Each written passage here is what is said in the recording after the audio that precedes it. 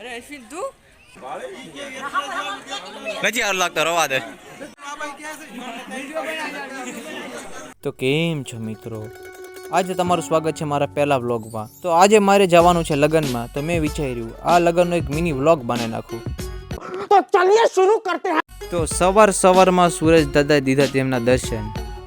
જાગીને સૌથી પહેલા તો મેં એ વિચાર્યું કે આજ લગ્નમાં કરશું શું. એટલું વિચારતા હું આવેલો બ્રશ કરવા. પછી શું, એક હાથે લીધું બ્રશ અને બીજા હાથે લીધું પેસ્ટ. પછી લગાડીને ઘવા માંડ્યો મારા દાંત ઘવતા મને થોડુંક બહાર જવાનું મન થયું. તો શું, બહારનો નજારો જોવા હાલ્યો ગયો. પછી બહારનો નજારો મેં જોયો, મને કંઈ બહારનો નજારો એટલો કંઈ ખાસ ન લાગ્યો, તો પાછો ઘરની તરફ ચાલવા લાગ્યો.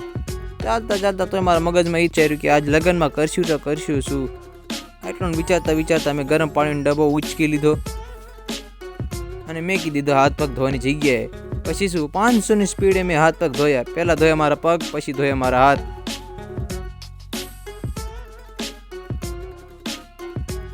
પછી ધોયું મોઢું અને પછી વાળ લીલા કર્યા. પછી હાથ પગ ધોઈને હું આવેલો કસૂરી મેથીના થેપલાને ચા પીવા. આ કસૂરી મેથીના થેપલા ખાઈને તો મારા મગજમાં નશો ચડી ગયો. સવારમાં ચા અને થેપલા ખાવાની જે મજા આવે ને, એની તો વાત જ જવા દો મિત્રો. પછી હું કપડાં બદલવા લાગ્યો અને મેં કપડાં રીલના સ્ટાઇલમાં બદલ્યા. તમે જોઈ શકો છો, લાગુ છું ને હીરો જેવો, એક નંબર. પછી શું, મેં મારા વાળમાં દતીઓ માર્યો અને મારા વાળ કર્યા સેટ. પછી મેં મારા કાઢ્યા પાર્ટી શૂઝ. અને આ પાર્ટી શૂઝ જોઈને મને એક જ વિચાર આવ્યો, 80,000 के शूज है, 80,000 के. तेरा घर जाएगा इसमें, तेरा घर इसमें चले जाएगा पूरा. शूज देख. આવો નવો મગજમાં હાલતું રહેશે મારે, શું કરું. પાર્ટી શૂઝ પહેર્યા. પછી તો મેં મારા પહેર્યા ચશ્મા. પછી તો ભાઈ લાઈને ગાડીમાં બેસી ગયો અને આ જવા દીધી ગાડી. પછી શું, 1 કિલોમીટરનો રસ્તો કાપ્યા. પછી અમે પોતા ગામે તો સામે ડમ્ફર હાલ્યો. તો મેં કીધું જવા દે મોરો. તો ભાઈ ના પાડી. પછી આગળ વધતા અમને મળી ઘેટાની જાન. એ ચાક લગ્નમાં જાતા લાગે છે જાન લઈને. પછી તો અમને બીજું ડમ્ફરે સામે મળ્યું. મેં કીધું હા તો જવા દે મોરો. મારો ભાઈ કે અત્યારે રવા દે, અત્યારે લગ્ન જોવાના છે. આમ મસ્તી કરતા પેલો વળાંક વળ્યા અમે મેન બજારમાં. પછી થોડા આગળ વધ્યા. પછી બીજી બજારે ચડ્યા. પછી શું, અમારો સ્થળ આવી ગયો હતો. મેં તો ગાડીમાંથી ઉતરીને સૌથી પહેલાં મારા વાળ સેટ કર્યા. સાથે મારા મામાનો છોકરો પણ મળી ગયો. પછી શું, ચાક ઓટલીએ જઈને બેઠા. અહીંયા જોયું તો મોટા વડીલો કંઈક વહીવટ કરતા હતા, ખબર નહીં શું વહીવટ કરતા. પછી તો અમે હાલ્યા માંડવા તરફ મેં જોયું તો એક ખવરિયો ખુરશીમાં બેઠો હતો.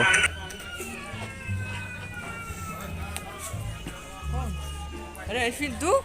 અને આ ખવરિયો બીજો કોઈને પોતે મારો ભાઈબંધ જોન. પછી અમે આગળ ચાલવા માંડ્યા બીજા ખવરિયાને ગોતવા. તા બધા ખવરિયા ભેગા થઈ જ ગયા હતા લગભગ. પછી શું, અમે પાછા માંડવા તરફ આવેલા. તા તો જાન આવી ગયેલી. અને જાનમાં તો લેડીઝ એટલી કે તમે વાત જ જવા દો. જો તો ખરા જેટલો ઢગલો કરીને બેઠી છે. તા અમે મારા મામાના છોકરા સાથે થોડીક મસ્તી કરી.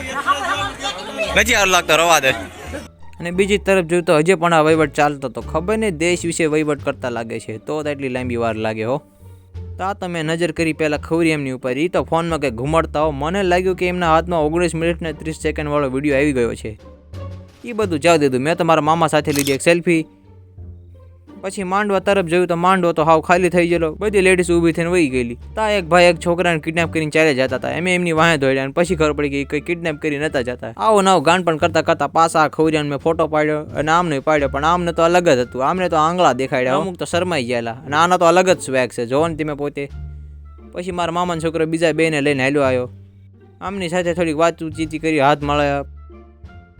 પછી અમે ચાલ્યા ઉતારા કરી. ઉતારા જોવામાં મારે એટલો કંઈ ખાસ ઇન્ટરેસ્ટ નહીં, પણ મેં કીધું જોઈ લેવી લ્યો ને, વિડીયોમાં આવી જાય. પછી તો શું, મેં કેમેરો ફેરાયો ઉતારા કર. પણ મારી કંઈ ખાસ રેકોર્ડિંગ ન થયું, કારણ કે મારો પહેલો વ્લોગ છે એટલે મને કંઈ ખબર ન પડે.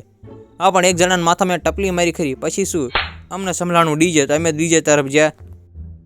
ડીજી પાસે પહોંચ્યા તો આ ભાઈ તો પહેલાં જ ઊભેલા હતા, કારણ કે આમની નજર હતી છોકરીઓ પર.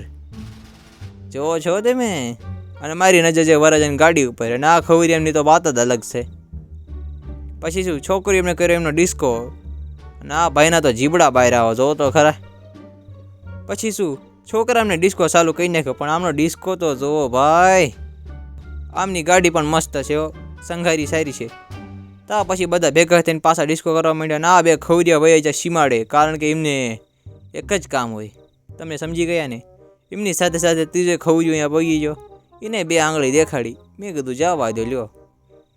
પછી શું એક ભાઈને તો નાગ દેવતા આવી ગયેલા અને નાગ દેતા એવા આવેલા કે એકબીજાને કડવા જ માંડ્યા. જો તો ખરા તમે એક ભાઈને તો ડસ જ મારી લીધો ઢામ દેખાનો. જો આ લ્યો. પછી શું માન માનતું ભાઈને નાગ દેવતા ઉતાર્યા હતા વરાજાની એન્ટર થઈ. બધા માણસો વરાજાને ફૂલડા ફગાઈને મારતા હતા. કાંઈ ઇજ્જત જ નથી વરાજાની, જો ને. પછી શું ડીજે વાળાનું ડીઝલ પત્યું અને એ હાલતો થઈને ઘરે ભમ દેખાનો. એક સેકન્ડ મારી નજર ડીજે વાળા તરફ શું વહી જાય. અહીંયા તો જો જમવા માટે તો ઘેર લાઈન ચડી ગયેલી, અમને તો ખબર ન રહેલી. પછી શું હું મારો ભાઈબંધ જોન વાટ જોવા માંડ્યા અને વિડીયો બનાવવા માંડ્યા વ્લોગ માટે અને એકબીજાની મસ્તી પણ કરતા હતા. તા એક ભાઈ અમને મળ્યા ને આ ભાઈને તો જોની એક જ વસ્તુ યાદ આવે હો. ઓલા ભાઈ છે લીટી જેવા છે ને. તા પછી અમે પાછું માંડવા તરફ જયું. તા લાઈન થોડી ખાલી દેખાણી. મેં કીધું કે આ મોકો સારો છે ભાઈ, અત્યારે તો ઘરી જ જવું પડે કારણ કે આપણો વારો નહીં આવે. તોય 4 વાગી જ ગયા હતા.